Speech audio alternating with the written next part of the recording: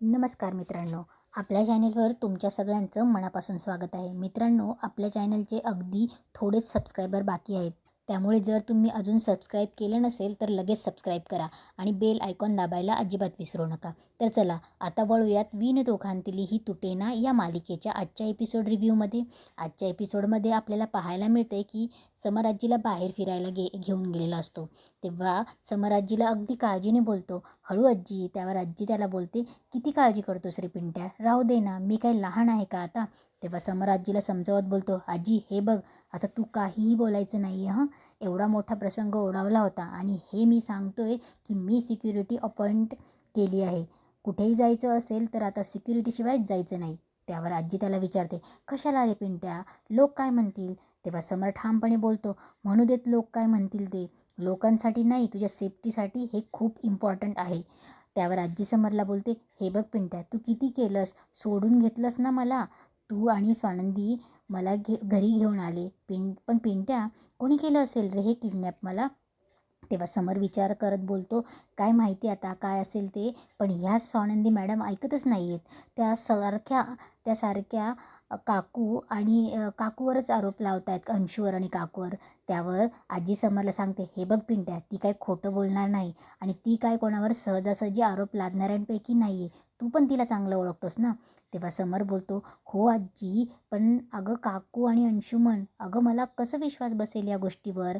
त्यावर आजी त्याला आठवण करून देते, "आपण एकाच घरात एकत्र राहणारी माणसं आहोत आणि अंशुमनही आपल्याच घरात राहतो ना, त्याचं वागणं तुला माहिती नाही का?" समर बोलतो, "हो, पण असं इथपर्यंत." त्यावर आजी सांगते की मरू दे, जाऊ दे. समरलाही स्वानंदीवर पूर्ण विश्वास बसत नसला तरी अजून तरी समरच्या मनात स्वानंदीविषयी वाईट किंवा खराब मत तयार झालेलं नाही आहे. दुसरीकडे मल्लिका आणि अंशू विचार करत असतात. मल्लिका चिडून बोलते, "ही स्वानंदी ना खूप जास्त आडवी जायला लागली आहे मला. आधीच त्या म्हातारीचा माझ्यावर विश्वास नाही, त्यात हिने असं केलं." तेव्हा अंशूही संतापाने बोलतो, "ही स्वानंदीना जास्तच फडफड करायला लागली आहे. बघावंच लागेल तिला एकदा." त्यावर मल्लिका त्याला सुनवते, "हो का? काय केलंस तू मग तू आज? झालंच ना जे व्हायचं ते.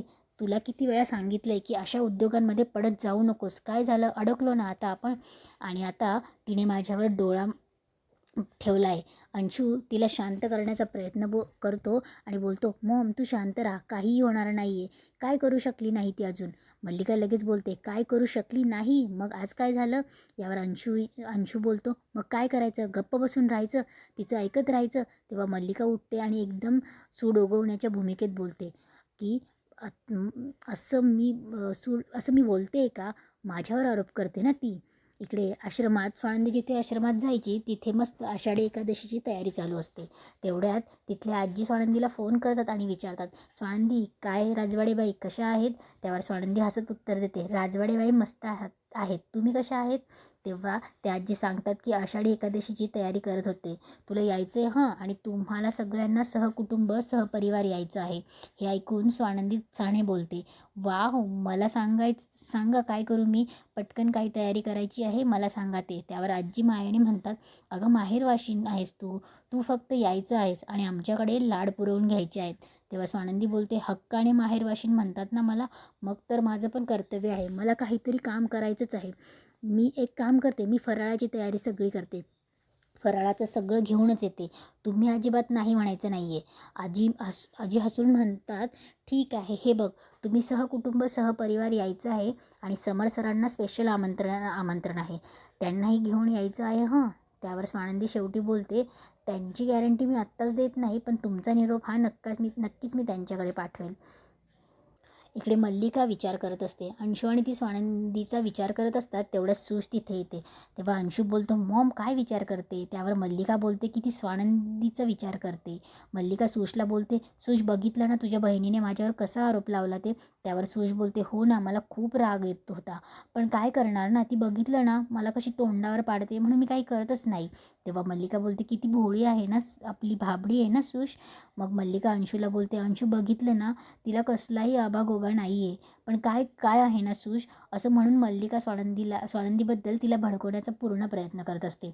मल्लिका बोलते, "बघितलं ना ती कशी तुझ्यापेक्षा, ती नेहमी, तिला तुझं कधी चांगलं झालेलं वाटतच नाही. तर सूश, तू काहीतरी आयडिया सुचव ना की स्वानंदीला तोंडावर पाडशील, जशी जशी ती तुला तोंडावर पाडते म्हणून. तेव्हा सुश बोलते बघितलं ना, तेव्हा अंशू बोलतो बघितलं ना स्वीट्स, मी काही बोलायला गेलो तर तुझी ताई मला कशी बोलते आणि दादाही तिचीच बाजू घेतो. म्हणून मल्लिका आणि अंशू सुशला आयडिया सुचवायला लावतात. पण सुश बालिश बुद्धीची असते. तर सुश बोलते काय करायचं. मग सुश बोलते आयडिया आहे, ताईला असं उंचावर जाऊन ना खाली बघण्याची खूप मोठा फोबिया आहे आणि तिला गोल गोल फिरवण्याचा पण खूप फोबिया आहे. त्याच्यामुळे ना ती खूप हर्ट होईल आणि मग शांत होईल. सुशचा हा प्लॅन बघून अंशू आणि मल्लिका डोक्याला हात लावतात. तेव्हा अंशू मल्लिकाला खुणावतो की जा समजव तिला.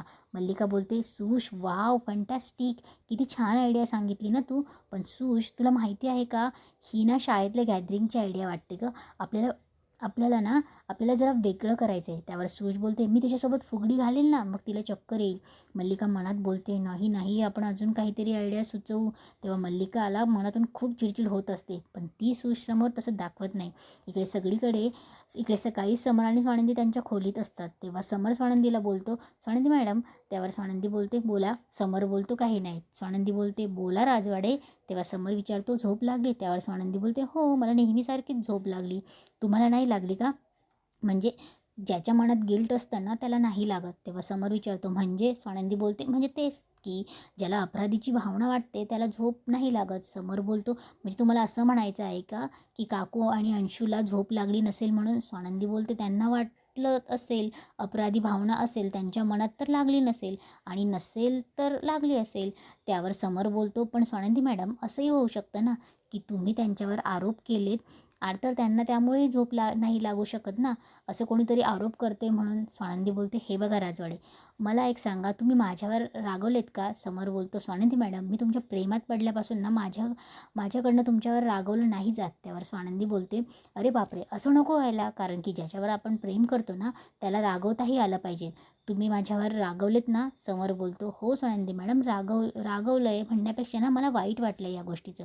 इथे समर तिला समजवण्याचा प्रयत्न करत असतो पण स्वानंदी स्वतःच्या मतावर ठाम असते. स्वानंदी बोलते हे बघा माझं त्यांच्याबद्दलची मतं म्हणजे अशी अचानक नाही हे करू शकत. जे मला वाटतंय ते वाटतंच आहे. स्वानंदी पुढे बोलते मला अजूनही असं वाटतं की आजींच्या किडनॅपिंग मागे काकूंचा हात हा 100% आहे. मला वाटलं होतं अंगठीवरून मी काहीतरी सिद्ध करू शकेल, पण नाही, त्या खूप स्मार्ट आहेत. नाही सिद्ध करू शकणार मी तर ठीक आहे, काही हरकत नाही. तेव्हा समर बोलतो मग सोडून द्या ना आता. तिच्या मागे तुम्ही का तिच्या मागे लागले आहेत. तेव्हा स्वानंदी बोलते घरातला एखादा माणूस एखाद्याच्या वाईटावर असेल तर सोडून द्यायला पाहिजे का, शोधून काढायला नको का. समर बोलतो अहो आमचं घर कशातून गेलं आहे तुम्हाला माहिती आहे ना ते. स्वानंदी बोलते हो मी कल्पना करू शकते आणि मला माहिती आहे की काकू दोषी असतील या विचाराने सुद्धा तुम्हाला किती त्रास होतो आहे. तेव्हा समर बोलतो नाही तसं नाही आहे, पण माझ्या कुटुंबातील प्रेमाची माणसं एकमेकांवरती जेव्हा असे आरोप करतात ना तेव्हा जास्त त्रास होतो मला. स्वानंदी बोलते माहीत आहे मला, सत्य कटूच असतं ना. पण समर बोलतो प्रत्येक सत्य गोष्ट ही कटू नसते ना स्वानंदी मॅडम. स्वानंदी बोलते मला माहिती आहे तुम्हाला पटणार नाही, पण मीही तुम्हाला शब्द देते की एक दिवस तुम्हाला पटेल असा पुरावा आणेन मी. समर बोलतो म्हणजे तुम्ही तुमचा हट्ट सोडणार नाही. स्वानंदी बोलते नाही सोडणार, कारण की मी जर माझा हट्ट सोडला ना मग जे काही घडेल ना ते खूप भयंकर असेल. राजवाडे आता आपल्या आजीचं वय पाहता त्यांच्यासोबत काहीतरी होऊ शकतं जे आपल्या हातात कंट्रोलमध्ये नसेल, पण त्या व्यतिरिक्त त्यांच्यावर असा हल्ला करणं या गोष्टींचा सत्याचा तपास तर लागायलाच हवा. खात्री आहे की त्याच्या मागे कोणीतरी आहे, पण कोणीतरी म्हणजे. तेव्हा समर तिला हात करून थांबवतो आणि बोलतो तुम्हाला जे योग्य वाटतं ते तुम्ही करा. तेव्हा समर बोलतो की बरं येतो मी. तेव्हा स्वानंदी बोलते की अहो राजवाडे एक मिनिट थांबा ना, आपलं भांडण मिटलं आहे का. तेव्हा समर बोलतो की आपण भांडत होतो. तेव्हा स्वानंदी बोलते की नाही आपल्यामध्ये जे वाद चालू होता ना तो मिटला का. तेव्हा समर बोलतो की हो. तेव्हा स्वानंदी बोलते की ऐका ना. तेव्हा समर बोलतो की बोला. तेव्हा स्वानंदी बोलते की अहो आश्रमातून आजींचा फोन आला होता, त्यांनी आषाढी एकादशी निमित्त आपल्या सहकुटुंबाला बोलवलं आहे, तर तुम्ही येणार का. तेव्हा समोर बोलतो की अरे वा नक्कीच येणार मी, तुम्ही ऑफिसवरनं लवकर या, तुम्ही तिकडे पोहोचाच, मी ऑफिसवरनं डिरेक्टली येतो म्हणून. तेव्हा तेव्हा स्वानंदी बोलते की ठीक आहे. समर जायला लागतो तेव्हा स्वानंदी बोलते की थांबा ना, एक गोष्ट राहिली आहे. तेव्हा समर बोलतो की आता काय. तेव्हा स्वानंदी बोलते की राजवाडे आय लव्ह यू. तेव्हा समर पुन्हा प्रेमात पडतो आणि बोलतो की I love you too Swanandi madam. आणि समर चालला जातो. आता संध्याकाळी इकडे आषाढी एकादशी निमित्त स्वानंदी सूश आणि सगळे परिवार मस्त नऊवारी वगैरे घालून नटून थटून आश्रमात जातात. तेव्हा स्वानंदी देवपूजा करत असते. तेव्हा आजी विचारतात, काय गं समर जावई बापू नाही आले का? त्यांचीच वाट बघतोय आम्ही. तेव्हा स्वानंदी बोलते की मी त्यांना सांगितले आणि ते नक्की येतील, ते हो म्हणालेत म्हणून. तेव्हा सगळे विचारायला लागतात की जावई बापू नाही आले का? तेव्हा समर बोलतो की आलो आहे मी. तेव्हा सगळे त्यांचं स्वागत करतात, त्यांना टोपी घालतात. तेव्हा समर आणि स्वानंदी दोघंही मिळून देवाची पूजा करतात. इकडे मल्लिकाही असते. तेव्हा मल्लिका सुशला बोलते की सुश, ऐक ना, तू सांगत होती ना स्वानंदीला फुगडी घालायची स्वानंदी ताईसोबत, मग जा ना. तेव्हा सूज, आयडिया मस्त आहे ना ही. तेव्हा सूज बोलते की तुम्हाला तर आयडिया आवडली नव्हती नाही. तेव्हा मल्लिका बोलते की आयडिया नाही गं, तुला मी जस्ट सांगते की काहीतरी फन करण्यासाठी. तेव्हा सूज लगेच पदर खोसून स्वानंदीसोबत फुगडी घालायला तयार होते आणि तिला बोलवायला जाते. आणि इथेच आजचा एपिसोड संपतो. तर मित्रांनो, अशा प्रकारे आजचा हा धमाकेदार भाग इथेच संपतो. आता स्वानंदी खरंच मल्लिका काकूंचा बुरखा फाडू शकेल का? समरचा स्वानंदीवरचा विश्वास टिकून राहील का? हे पाहणं खूप उत्सुकतेचं ठरणार आहे. तर मित्रांनो, व्हिडिओ आवडला असेल तर नक्की लाईक करा. आणि आणि हो, आपल्या चॅनलचे अगदी थोडेच सबस्क्राईब बाकी आहेत. त्यामुळे जर तुम्ही अजूनही सबस्क्राईब केलं नसेल तर लगेच सबस्क्राईब करा आणि बेल आयकॉन दाबायला अजिबात विसरू नका. भेटूया पुढच्या भागाच्या रिव्ह्यूमध्ये. धन्यवाद.